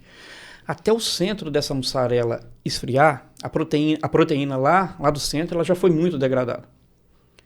E até o sal, que também freia a proteólise, até ele chegar no centro dessa peça, também demora vários dias. Então o centro do queijo fica muito prejudicado numa temperatura muito alta. Isso explica porque muitas vezes a fatia vai fatiar e a fatia quebra lá no meio. Deu uma trinquinha lá no meio, deu uma quebra da fatia lá no centro. É por isso, uma temperatura muito alta, né? A proteína já foi. Tá? E a região que a atividade de água é muito mais alta, né? Porque o sal ainda ele demora alguns dias para atingir aquela determinada região. Então, mussarela de giro extremamente rápido, é bastante comum a gente ver temperaturas mais altas para ganhar esse rendimento econômico em água, né? Eu queria só voltar um pouquinho na questão da fermentação, né, dos fermentos em si, né? Tem essa questão obviamente técnica dos grandes volumes, quando a gente fala, né, principalmente de mussarela, mas tem um processo hoje que a gente vive que é a gourmetização, né? A gente fala cada vez mais de personalidade no produto, de identidade, os artesanais aí cada vez ganhando mais força, né? Empresas grandes de renome entrando no mercado artesanal com suas marcas ou marcas secundárias. Então hoje o fermento, em muitos casos, ele vai ser a identidade, né? Seja ele nativo, né, da região que você vive, ou seja ele, né, adquirido de uma empresa, qualquer que seja, justamente para trazer essa personalidade do produto. Então, tem bastante essa questão, né, rendimento, prática do dia a dia ali dos grandes volumes, mas também tem esse mercado que realmente tem um valor agregado, né? A gente vê queijos hoje aí tranquilamente 150, 200, 300 reais o quilo. Né, que são queijos, né, especiais, né, de muito valor agregado, que muitas vezes vai ajudar na saudabilidade da empresa, né, como mercado. Sim, verdade. E o que é recomendado para manter uma boa estrutura de mussarela, né, ou de prato, né, de GES e de UMD, por exemplo? GES e UMD. Então, vamos lá, são dois indicadores. Você até comentou mais cedo um pouquinho, né? São dois indicadores super importantes e que devem ser analisados juntos, tá? Porque muitas vezes, digamos assim, um GES mais alto ou mais baixo, ele pode enganar a gente quando a gente vai para o MD, tá? Então, o GES, pela legislação, o mínimo é 35 para mussarela, né? Hoje o MD hoje a gente controla mais para mussarela. O GES para outros queijos, né? Mas o MD a gente foca muito por causa da funcionalidade, né? Fatiabilidade e o derretimento, né? O GES mínimo é 35. Mas o que a gente mais vê é em torno de 40, 45, 47 no máximo de GES. É o que tem é o que é mais normal, tá? Por quê? Quando eu tenho um GES muito baixo, eu preciso de ter uma umidade mais alta. E essa umidade fica muito alta. Aí o OMD sai fora. Isso é bastante comum. Vou dar um exemplo. Uma mussarela de 20 de gordura com 50% de umidade. 50% de umidade já é um valor muito... Já, na minha opinião, eu já diria que está bastante fora, né? Apesar de ter muitos aí no mercado. Isso aí vai dar um GES de 40. Vai dar um GES de 40. Em contrapartida, uma gordura mais alta, 25% de gordura, 46% de umidade. Já dá um GES de 46. Ambas funcionam muito bem, tá? Fatia muito bem. Apesar de ter uma umidade de 50, mas com 20 de gordura, dá um GES de 40 também, fatia muito bem. Tá? Só que ela aguenta menos tempo devido à umidade muito alta. Então, esse equilíbrio a gente tem que buscar ele o tempo inteiro. Indo agora para o OMD. A OMD ótima seria em torno de 60. Tá? Ótima considerando a funcionalidade. Considerando a funcionalidade, tá? Seria em torno de 60. Valores acima de 60 já tem um risco bem mais... A gente vê muito OMD de 63, mas esse queijo com um mês ele não fatia mais. Vira requeijão. Né? Ele vira... principalmente se o teor de sal for baixo, tá? O teor de sal é um que a gente não comenta muito, né? Mas tem a pergunta aqui especialmente para vocês. Tem. Teor de sal porque muitas vezes nesses processos mais contínuos, velocidade, tamanho de hidrovia, necessidade de pôr velocidade, muitas vezes o pessoal não tem que diminuir o tempo de sal, diminui. Mussarela abaixo de 1% de sal, ela fica mole muito rápida. Muito, muito rápido. O ideal seria ali 1.3, 1.5, porque o sal ele regula a atividade de água, né? Se eu tenho mais sal, eu tenho uma atividade de água menor, tá? E a proteólise vai ser muito menor. Então imagina, se eu tenho uma umidade alta, se eu tenho uma gordura um pouco mais alta, e se eu tenho pouco sal, e se eu não tenho refrigeração? Vou ter que comer de colher, né? Exatamente. A gente ouve muito, na região sul a gente ouve muito, aquela polenta lá. Polenta. Aquela polenta. A região sul eles falam polenta, né? Muito comum. Então, esse equilíbrio na composição, isso tem que ser bem padronizado e buscado a cada momento, né? E a gente tem que interpretar o momento que dá pra gente, digamos assim, arriscar um pouco mais, que é um momento que o mercado está bom, está absorvendo, e um momento que a gente tem que recuar. Isso tem que ser muito bem interpretado e muito bem trabalhado. Entender de mercado não é fácil, né? Acompanhar, ainda mais agora, esses últimos tempos, que, né, mudando muito rápido. Mas e aí, já vai então, o que é importante, né, no detalhe da salga? Tudo, né? A salga, de um modo geral, é uma etapa muito importante. Eu bato muito em termos de salga, tá? Porque normalmente é um gargalo, tá? Seja tamanho de hidrovia ou seja em tamanho de câmara. Normalmente a câmara de salmoura é aquela câmara pequenininha e muitas vezes o pessoal tem que tirar queijo antes, aí não segue o padrão de tempo, porque não tem espaço. Tempo, né?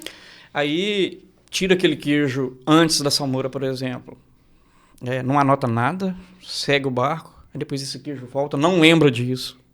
Tá? Porque não registrou. Exatamente. Isso é muito comum. Tá? Então, respeitar o tempo de salmoura. Não tem como agilizar o tempo de salmoura, é isso que eu queria dizer. Na hidrovia, tem um pouco de movimento, né? Isso acelera um pouco, mas não é muito. Tá? Por exemplo, uma peça de 4 kg de mussarela, que seria o normal aí 18, 22 horas, a gente vê o pessoal em hidrovia trabalhando com 10 horas. Tá? Não dá para reduzir de 18 para 10. Esse queijo ele vai sair com menos sal. E sai. Ele vai proteinizar muito rápido. Então, o tempo de salmoura, o dimensionamento correto de uma hidrovia, de uma câmara... Concentração da salmoura. Super importante, né, Carlos? E aí, manter quanto o pessoal erra nisso, né? Porque às vezes não molha, não mede, não controla. Agora imagina... O fermento está amolecendo meu queijo. Quanto está essa salmoura? 15. Quanto tempo de salmoura? 10 horas. O que aconteceu? Eu esqueci, não olhei não, né? Já fiz semana passada, você vai ver, era mês passado. Aí não tem registro, não tem controle. Não tem rastreabilidade. Não tem rastreabilidade. Eu falo que é uma das coisas que eu acho que o PAC Digital vai... A gente tem falado isso aqui muito em Evomil, que a gente tem a solução do PAC Digital aqui, que a gente acredita muito nisso, entendeu? Que os gestores vão conseguir acompanhar mais os controles controles, né? Porque você tem informação imediata ali. Não tem que no final do dia pegar um monte para... Porque ninguém faz isso, gente. Né? Não posso falar que ninguém faz, porque com certeza alguém faz, né? Mas é muito difícil pegar aquele montoeiro, aquele monte de papel desse tamanho no final do dia e começar, deixa eu ver, deixa eu rastrear aqui, né? Você tem um alerta quando não é colocado o dado, talvez, né? Sim. Eu vou corrigir minha salmoura a cada, sei lá, não, 7 igual dias. Aqui o aplicativo, né? O gestor tem isso na tela dele e vai lá aparecer, olha, né? Tá no dia de fazer isso, né? Você consegue acompanhar, você consegue cobrar, né? Consegue verificar de forma muito mais eficiente, muito mais rápida. Então, eu acho que vai corrigir bastante coisa, sabe? Dos processos. Eu acho que vai ajudar bastante. O pessoal fica um pouco de medo digital, mas...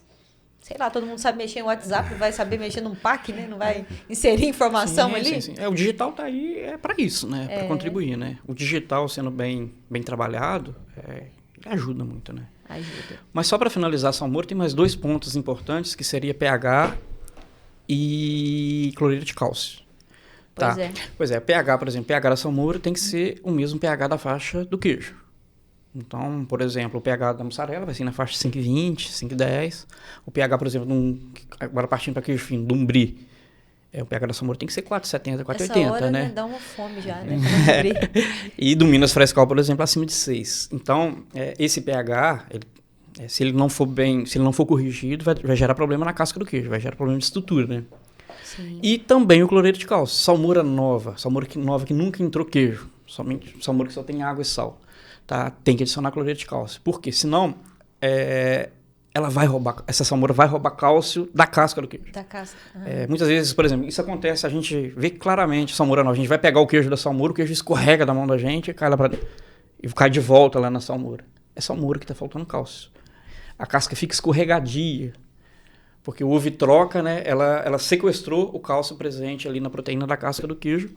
Primeira vez, tá? Antes de usar, adicionou cloreto de cálcio, dali para frente não precisa repor. Somente quando for preparar uma salmoura nova. Mas é um ponto, muitas vezes não observado, mas é um ponto bastante crítico, bastante importante. Quando se trata de casca de queijo, né? Quando a gente está analisando casca. Sim. E aí nós finalizamos o nosso ponto sobre salga, né, o Rômulo? E aí eu queria que vocês falassem sobre temperatura. E tem 2 pontos que eu acho que a gente tem que destacar aqui, que é a temperatura da câmara fria lá do laticínios, mas tem um outro ponto que eu acho que eu queria que vocês também falassem aqui, para os donos de laticínio ficarem atentos, que é o lá do ponto, né, do ponto de venda, das gôndolas, que é um sofrimento, né, gente? Eu falo que a gente peleja lá para poder manter a temperatura da câmara fria no laticínio, quando você chega lá, você olha na gôndola, tá seu queijo lá...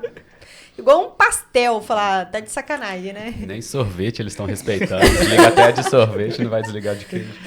Pois é, tem isso ainda, né? Diga aí sobre a temperatura. Então, vamos falar primeiro do laticínios, né? A temperatura ideal, o que o pessoal precisa de ficar atento. Eu vou incluir mais um ponto aí, que é a temperatura do leite nocilo. Inclua.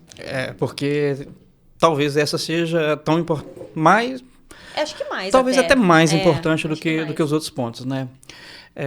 A cadeia de frio, ela regula o crescimento microbiológico e também regula as atividades enzimáticas. Né? Todas as reações bioquímicas, elas ficam mais lentas em temperatura mais baixa e, dependendo da temperatura, elas até são paralisadas, né? Então, por exemplo, um leite no silo. A gente sempre fala, a legislação cobra, né, temperatura inferiores a 4 graus, por exemplo, né? Mas a gente vê muita gente trabalhando em temperaturas mais baixas com bons resultados, até 2. Bastante comum, tá? Com bons resultados. Tipo assim, aquele leite que eu só vou trabalhar amanhã. Com 2 graus. Com 2 graus. Sim. Com 2 graus, tá? E ajuda muito, tá? A diferença de 1 grau faz muita diferença. Faz muita diferença, tá? E aí, caminhando para dentro da fábrica, tem várias etapas ali que precisam do frio, né? Por exemplo, voltando à mussarela, pós-filagem, esse resfriamento dela antes de entrar na salmoura é super importante, tá? Porque uma mussarela quente, quando ela entra na salmoura, vai ter vários problemas. A temperatura da salmoura, de cara, ela já vai subir, né? A mussarela vai deformar, tá? A absorção de sal... A troca é muito rápida, né? Ela vai absorver sal rapidamente na casca, a casca vai saturar, tá? Porém, esse sal demora a chegar lá no centro. E como o centro está muito quente, a umidade do centro ela tende a caminhar para fora, né? Para gerar o equilíbrio osmótico, difusão. E aí, onde dá problema, por exemplo, de dessoramento, né? De dessoramento. Isso é muito comum. A mussarela dessorar por esse ponto. Aí vem a temperatura da própria salmoura, logo em seguida. A gente fala até 12, né? Mas a maioria hoje trabalha de 8 a 10, porque quando eu colocar um queijo um pouco mais quente, aí para ela chegar nos 12. Mas a gente vê muita mussarela de 15. Tá? Então, além desses problemas, ainda tem a perda de rendimento. Quanto mais alta a temperatura da salmoura, mais o queijo perde umidade na salmoura. Tá? Então, é um ponto também super importante. Logo em seguida vem a secagem. Né? O queijo saiu da salmoura, ele vai para a secagem. Também é outro ponto importantíssimo, porque a gente tem uma perda de umidade ali nessa câmara. Tá? E ainda depois no final, eu embalei esse queijo, ok, ele vai para uma câmara de estocagem. Essa câmara de estocagem tem que ter uma temperatura baixa. Eu sempre sugiro, na minha opinião, todas as fábricas tinham que ter uma câmara com a temperatura, para regular com a temperatura bem mais baixa, de acordo com o tipo de produto, obviamente, para regulagem de acordo com o mercado. Uma mussarela, por exemplo, lá vai tudo muito bem, mercado ótimo, mas o mercado travou. Onde que foi estocar essa mussarela? Tá? Imagina se você não tem uma câmara, porque uma mussarela 0 grau, menos 5 graus, por exemplo, de 0 a menos 5, ela não congela, isso é importante, tá? Temperatura menos 5, ela não congela, ela tá dura, igual essa mesa aqui, tá dura, mas quando a gente corta não tem cristal de gelo. Só tá firme. E ela aguenta ali 8 meses, a menos 5 ela aguenta até 1 ano. Tá? Sem a necessidade de congelamento. Isso é super importante, pensando em questões de mercado, em questão de preço, regulagem de estoque, né? Sim. Agora, se eu não tenho uma estrutura dessa, o mercado essa mussarela vai proteolizar. Ela vai ficar mole, ainda dentro da fábrica. Quando eu vou vender essa mussarela mais baixa, eu vou perder dinheiro. A perda é grande, né? Imagina num frescal. Imagina um frescal. Se eu não tenho uma estrutura de frio boa, tanto na fábrica, agora pensando, logística, caminhão, distribuição, é um problema, e lá no próprio ponto de venda, né? Sim. O ponto de venda talvez seja o ponto mais complicado, né? Que esse foge muito das nossas controle, mãos. Porque em fábricas, por exemplo, se eu tenho um frio deficiente, eu vou investir. O meu caminhão eu resolvo também. O termoquinho, eu resolvo ali, mas... Agora, no ponto de venda, já começa a fugir muito do nosso controle, né? Talvez seja o ponto, principalmente para frescal. Tá, frescal, Porque queijo fresco, o próprio nome já diz, né? Então, se não tiver uma cadeia de frio boa, esse frescal, ele vai proteolizar, ele vai dessorar, vai soltar aquele soro leitoso, né? Então, cadeia de frio é muito, muito importante, tá? Muito, muito importante. É um ponto aí de enorme atenção, sem dúvida. Exatamente. Algum ponto que você queira adicionar? Não, somente a questão do mercado, né? Às vezes a gente percebe um crescimento muito grande do atacarejo, né? Das negociações pesadas, né? E justamente quando a gente fala de temperaturas e tudo, né? Essa conversa acaba ficando cada vez mais complexa, acredito que para o laticínio, né? Visto que o poder de negociação dos grandes varejos, dos mercados, acredito que é foco de grande parte dos laticínios, né? Acaba ficando complicado. Mas acredito que a ideia é realmente uma conversa, uma negociação para que esse ponto crítico que foge do controle do laticínio seja alinhado, né? Justamente para a gente não ter perdas, né? Devoluções, problemas de qualidade, né? Que a gente sabe que é até um risco para a saúde do consumidor, né? Um dia desse eu encontrei com um amigo meu que é dono de laticínio e falou assim, Sara, eu acho que você deve gravar um podcast pedindo pro pessoal explicar por que a gente tem tanto, que a inspeção cobra tanto da gente a temperatura lá da câmara fria e lá na gôndola do supermercado não tem. Então eu acho que você tem que falar sobre isso. Eu falei, tá jóia, eu vou gravar sobre isso. Mas é porque realmente é uma indignação, né? Porque eu falo assim, não é nem por questão de cobrança, né? De falar, eu quero ficar aliviado, não é isso. Mas é questão de você ter uma responsabilidade muito grande com o seu produto e quando chegar lá, né, igual o frescal principalmente, sofre muito, né, na gôndola. Meu Deus. E ele não arca com essa consequência, né? Ele devolve pro laticínio, né? E bom senso também, porque uma grande cobrança que a gente tem no laticínios é contaminação cruzada, fluxo, né, planta, né, organizada, embalagem secundária, longe da primária, aí você chega lá na padaria, no supermercado, o cara fatia mussarela com mortadela, com presunto, com mosquito. Com tudo, sem uma temperatura, a gente já conhece, né? Então, uma coerência aí seria bem importante. Fica a dica aí, chama alguém de... Vamos chamar. Vamos ver quem vai vir falar. Mas aí, meninos, pra gente já ir fechando o nosso papo, porque senão a Thaís vai querer me cobrar muito caro aqui das horas. Os nossos bastidores aqui. Os nossos bastidores aqui já está me mandando mensagem aqui, por favor. Queria mandar um abraço pra Thaís aí. Um beijo pra Thaís. E aí eu queria que vocês falassem, né, um pouco, aproveitar vocês dois para falar assim, como que a qualidade do leite afeta, né, em um laticínios. E aí eu queria que vocês falassem um pouco, né, da parte de competitividade, de vida de prateleira, de sabor, de mix, né, do rendimento, a gente já falou, mas só dar uma passada geral por esses assuntos, né, o quanto que a gente perde em mix, muita gente que só faz mussarela porque o leite dele só dá mussarela, né, o quanto que a gente perde em sabor porque o meu cliente só comprou uma vez, não comprou mais porque achou ruim, né, e por aí vai, né, eu tenho que vender rápido, eu tenho que colocar um preço mais baixo porque precisa de girar rápido, porque o meu produto tá ruim. Fala aí. Então, a perda é enorme, né? Sem dúvida. Dependendo da situação, é até difícil de mensurar isso, vamos colocar assim, financeiramente, né? Se a gente for somar em todas as etapas, certamente é enorme, né? O impacto é muito grande. Saindo lá da fazenda até o ponto de venda, né? Vamos só citar um exemplo, só para a gente pensar. Imagine uma mussarela, tá? Imagina um leite, vamos colocar pouco, um leite de 4, 5 dias lá na fazenda, aí vem no laticínio, a gente fabrica mussarela com esse leite. Tá? Aí imagina, aí eu preciso de ter um rendimento melhor, que financeiramente eu preciso compensar. Aí eu trabalho com uma umidade um pouco mais alta nessa mussarela. Então eu já tinha um leite ruim, eu vou ter uma umidade alta, tá?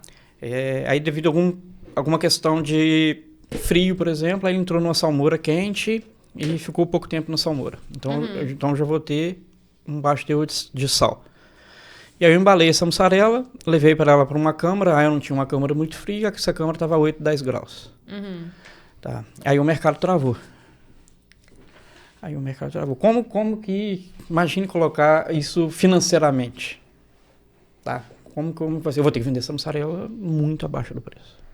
Tá? Isso muitas vezes é a sobrevivência da empresa. Né? Muitas vezes a empresa ela não consegue sobreviver devido a esses cenários se repetir ao longo de meses ou até de anos, né? Então, se a gente for somar todos os prejuízos ao longo dessa etapa, das etapas, né, o prejuízo é monstruoso. O valor financeiro é muito alto, né? Sim. E tudo começa lá no campo. Ok, se eu tivesse um leite melhor, tá, uma proteína mais intacta, uma carga enzimática mais baixa, aí, ok, a gente chegou... se eu tivesse tomado os devidos cuidados na salmoura, talvez se essa câmara fria tivesse uma temperatura um pouco baixa, ou talvez até terceirizava uma câmara fria, é bastante comum isso. Tá? Então, essa consciência, todos os empresários, todos os laticinistas têm que ter, né? Que muitas ações dá para fazer, é isso que eu queria dizer. Dá para melhorar. Tem muitas oportunidades de melhoria em todas as etapas. Tá?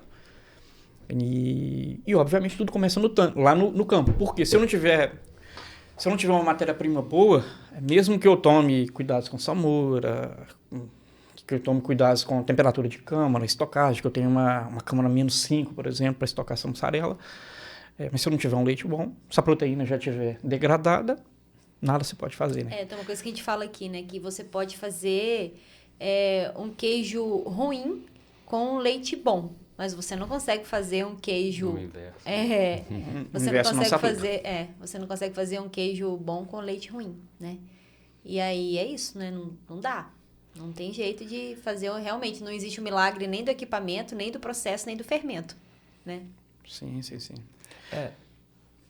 Não, pode ir. Você citou, né, competitividade, falou de mix, valor agregado, né? A gente tem que entender que o nosso universo do leite é finito, né? Então, isso traz alguns desafios para a gente aí quando a gente fala de qualidade. Às vezes o cara não fez o investimento adequado, não tem o leite ideal, mas ele tem para quem vender. E isso acaba perpetuando ali aquele modus operandi dele ali. Então, eu acredito que é realmente investir mesmo no treinamento, educação, né, em sistemas, em tecnologia, para que a gente consiga atingir um grau de competitividade maior, né, e que no mercado também as fábricas invistam e faça também a sua propaganda, né? Hoje, se você vê uma mussarela a 50, 60 reais no mercado, a gente fala, pô, mas tá o preço da carne. Aí o cara vai e compra um sal do Himalaia e paga R$35 no meio quilo. Então, assim, aí ninguém fala, né? O chocolate, hoje, se for pegar o preço do quilo, então, enfim. As comparações, eu acredito que tem que ser mais justas, né? A cadeia, a gente sabe que é complexa, que precisa de investimento, de educação, de tecnologia. E também todos nós, né, acredito que o objetivo da Evomilk, assim como o nosso, é desenvolver toda a cadeia, né, desenvolver o setor como um todo. Então, é justamente fomentar esses assuntos para que daqui a 10 anos a gente não esteja discutindo a mesma coisa aqui. Exato. E é engraçado porque eu gravei um episódio aqui e aí o meu convidado falou exatamente, ele falou, Sara, eu estou 30 anos no mercado, né, 30 anos no setor do leite, de laticínios. E ele falou assim, e tem coisa que eu tô falando hoje que nós falamos há 30 anos atrás, quando eu comecei, né? E tá do mesmo jeito. Ele falou assim, então, por exemplo, aqui a gente estava comentando sobre qualidade, sobre sólido, sobre CCS, né? E é isso mesmo, a gente acredita, a gente gosta, né? A gente realmente ama e a gente tá aí para poder melhorar, né? Eu falo que o desafio do laticínio realmente é muito grande, né? Nos últimos tempos, né? Toda hora que você encontra com alguém de laticínio, você vê que o camarada está cada dia mais desesperado. Exatamente porque a cadeia está mais competitiva, né? A margem dele diminuiu muito, né? Tudo dobrou, quase que triplicou de preço, né? Desde a matéria-prima, os insumos, o frete, tudo, né? E o queijo dele, ele continua vendendo por quase o mesmo preço. O queijo não dobrou de preço, né? O camarada vai lá e acha caro R$60, mas, né, não dobrou de preço, né? Então, é por isso que a gente insiste, né? Por isso que a gente insiste em falar de qualidade do leite, porque a gente sabe que tem muito da sustentabilidade do negócio que está ali, né? E é um outro desafio que eu acho que a gente tem, Rômulo, né? Eu acho que vocês, né, como uma empresa grande que tem acesso a todo mundo, que é de começar a mostrar para o pessoal. Eu falei, gente, quanto que vocês estão medindo, né? Medindo o prejuízo? Porque a gente fala de qualidade e as pessoas só enxergam como um custo. Ah, quanto que eu vou gastar para poder qualificar o meu fornecedor, né? Mas quanto que eu vou receber né, de rendimento, por exemplo? Quanto que eu vou ganhar em rendimento se o meu leite chegar aqui, né? Ou se eu melhorar meu frio, né? Ou se eu melhorar os equipamentos, os tanques de resfriamento. Saque, devolução, né? Retrabalho. Assim, começar a medir tudo isso, né? Porque, infelizmente... Aí, assim, a gente está falando só de CPP, por exemplo. Mas aí tem todas as questões de CCS, de todos os sólidos, né? Da caseína, que a gente falou no outro episódio. Né? Sim. E tem a questão também que muito se fala e hoje nós não temos competitividade nem qualidade para isso, que é o mercado externo, né?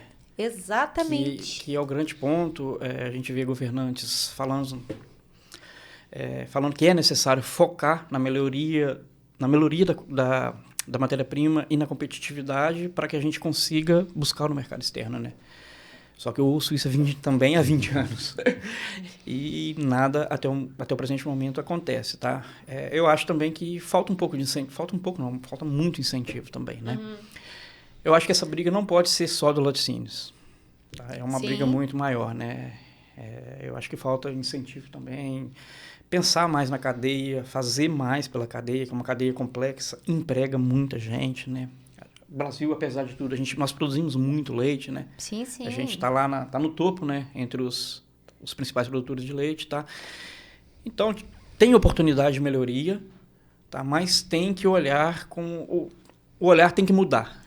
Tem oportunidade para o consumo crescer também, né? Sim. Oportunidade de consumo. O consumo hoje é muito baixo, né? E assim, a gente mostrar fala, os benefícios. Né? E a gente fala de qualidade, o pessoal, que né, é difícil. Eu falo assim, é difícil. Eu acho que, igual você falou, eu acho que é uma responsabilidade que envolve, né, todos os setores, público, privado, né, o produtor, porque a gente tem problema de água, né? A gente tem problema de saneamento básico, que precisam ser resolvidos para a gente falar de qualidade do leite. A gente tem problema de energia elétrica, a gente tem problema de acesso, né, das estradas. Então, são tudo isso que a gente vai resolver da noite para o dia. Não, a gente precisa de começar a sentar e discutir. Né? Eu queria sentar com o prefeito e falar, meu filho, né, vamos falar sobre os problemas da nossa região. A maioria dos municípios, todos os municípios brasileiros, 99% dos municípios brasileiros tem produção de leite. Né? Onde que tem produção de leite vai ter um laticínio por perto, né? Então, assim, o cara precisa de ter acesso, precisa de ter energia, precisa de ter uma água boa. Então, são detalhes que a gente realmente precisa discutir, precisa de falar, e a gente não pode esquecer disso. Né? Acho que a gente não pode esquecer disso de jeito nenhum. Sim. E nem pode achar que tá chato, né? Claro. E se não fosse um bom negócio, se não fosse rentável, a gente não via essas multinacionais vindo para cá, comprando laticínios, montando laticínios e o final a gente já sabe, né? Então é um bom negócio, dá dinheiro. A questão é o que o Rômulo comentou, realmente a gente, né, a cadeia como um todo ser profissional. É organizar não que não mesmo seja, né? É profissionalizar. Mas aperfeiçoar ainda mais, sim. Exato. Tem alguma pergunta, Rômulo, que eu não te fiz, que você acha importante destacar aqui, deixar claro para o pessoal, algum ponto? Não, Sara, acho que é isso mesmo, tá? Gostei muito, foi bastante proveitoso, né? Essa troca de experiências, esse bate-papo, né? A gente evolui muito com isso, a gente para pensar de uma forma diferente, a gente começa a enxergar alguns pontos por um ângulo diferente, né? Então, a gente precisa fazer isso mais, a gente precisa falar mais. Concordo plenamente, eu acho que o caminho é esse. Falando mais, eu acho que a chance da gente ser ouvidos é muito maior, né? Então, passa muito por aí e tentar disseminar cada vez mais essa necessidade, né? Essas oportunidades. Eu trato sempre da seguinte forma: quando existem muitos problemas em um determinado ponto, são oportunidades de melhorias, né? Uhum. A gente tem que tratar dessa forma. Então, a gente tem muita oportunidade na cadeia leiteira para melhorar, para evoluir. Sim. Tá? Passa por aí. E você, Carlos? Algum detalhe que eu deixei passar, que você quer falar aqui? Não, eu queria agradecer também a oportunidade, né? Eu acho que a gente fala muito de desafios do setor e acredito que essa união de forças, né, que a gente tem feito aqui agora e que você tem fomentado, ajuda bastante o setor como um todo. Agradecer mesmo, né? Pode contar com a gente. A Fermentec também tem muito esse trabalho de fomentar, né? Tentar ajudar a desenvolver o setor como um todo, né? Esse ano a gente vai ter 4 eventos presenciais em diversas regiões aí do Brasil, justamente com esse intuito de abrir um debate, abrir discussão, né? Tentar passar um pouco mais de informação para as pessoas, né? Pro nosso setor. E a gente está à disposição. Sempre que precisar, chama a gente que a gente tá por aí. Obrigadão mesmo. Valeu. Bom saber. E assim, o que eu acho que a gente tem que deixar claro aqui, Rômulo, é que a gente tem consciência do quanto que a cadeia é complexa, né? A gente não está aqui diminuindo, né, a dificuldade em nada. A gente sabe quanto que é complexa, quanto que a rotina é pesada, tanto para o produtor de leite, quanto para o transportador, quanto para a rotina do laticínios, né, para todo mundo, os colaboradores que estão lá, para os gestores, porque é diariamente. Então, aqui, de forma alguma, a gente está diminuindo, né, as dificuldades, nem facilitando nada, né, com o nosso bate-papo. O que a gente está fazendo é oferecendo informação, né, para a gente tentar agregar de alguma forma, né, a melhoria ali, né, o dia a dia do pessoal, né? É isso mesmo, a gente só quer ajudar, né? Todo mundo quer ajudar, né? A gente acredita que a união realmente, né, faz a força, faz né? A diferença, Vou dar uma de coaching aqui, né? Se fosse fácil, qualquer um fazia, né? Mas é isso, né? Se fosse fácil, é realmente complexo, mas, né, espero que a gente consiga desenvolver bastante nos eu falo próximos assim, anos. A gente tá, né, não sei quantos anos aí, deve ter 50 anos que o pessoal tá falando de qualidade do leite, CCS, CPP de proteína e gordura. Mas se fosse fácil, realmente já tinha resolvido. É um desafio grande, não envolve só produtor, né? Não envolve só laticínio, envolve muitos outros fatores. Mas o que a gente quer é colaborar, né? Fazer a cadeia ficar forte, porque todos nós precisamos dela, né? Com certeza. Sem dúvida. É um setor muito importante para o Brasil de um modo geral, né? Sim. Gera muito emprego, gera muita renda. Então, quanto mais profissional nós conseguimos ser, a gente vai evoluir muito. A gente vem evoluindo. Volto a frisar, eu falei um pouco lá no primeiro episódio, a gente está evoluindo, ainda que lentamente, mas a gente viu uma evolução, tá? Falta a gente colocar mais energia. Esse é o ponto. A gente colocar mais energia, que certamente os resultados virão. Os bons resultados virão. E esse povo novo que está vindo aí, eles têm que acreditar no negócio e vir para cima, né, gente? Exatamente. Meninos, muito obrigada pelo bate-papo, pelo episódio maravilhoso. Foi uma senhora aula aqui, né? Rômulo, muito obrigada pela sua participação, pelo seu tempo, né? Não, eu a que agradeço. lenda da Fermentec aqui no Papo de Laticínio, né? Eu sou a lenda. Que honra. Não, o privilégio é meu. Agradeço aí pela oportunidade, agradeço a Fermentec, né, por ter cedido esse espaço aí pra gente também. Parabenizar pelo canal, pelo excelente trabalho, tá? Muito bem feito. E que você tenha muito sucesso aí na jornada também. E vamos em frente, né? Muito obrigada. Carlos, muito obrigada pelo tempo, muito obrigada pela disposição, né, pela dedicação, né, por todo o carinho que você tem com a Evomilk, com o Papo de Laticínios. Muito obrigada mesmo. Isso aí. Faço minhas palavras do Rômulo. Brigadão. Obrigado, Fermentec, né? Todo mundo que está assistindo a gente aí. Vamos que vamos. Isso aí.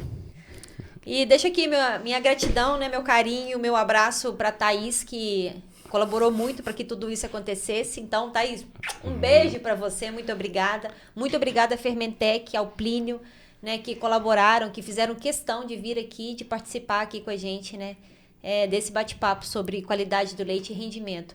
Então, meu beijo, meu agradecimento, né, do Papo de Laticínios e da Evomilk para Fermentec. Pessoal, então vai lá no canal agora, se inscreva, aciona o sininho, né, e acompanhe os episódios semanais que a gente tem lançado. E já procura lá também no YouTube o canal da Fermentec, e você já pode ter lá várias aulas sobre queijo, sobre rendimento, sobre prejuízo, sobre defeitos, né? Você vai encontrar tudo lá. Você pode também procurar a gente nas redes sociais, né? Você pode procurar por Fermentec, você pode procurar por @papo de laticínios ou sara.machados. E também procura pela Evomilk_BR. Um beijo para vocês e até a próxima semana.